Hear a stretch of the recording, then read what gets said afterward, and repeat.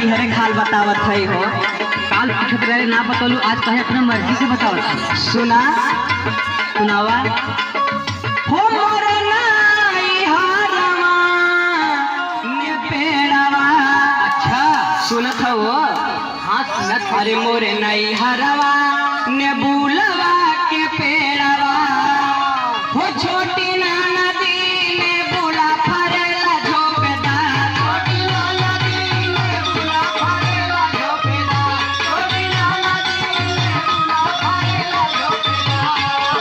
हो छोटी नदी छोटी नदी छोटी नदी छोटी नदी छोटी बुला फरेला झोपेदार। छोटी नदी ने बुला फरेला झोपेदार। छोटी नदी ने बुला फरेला झोपेदार।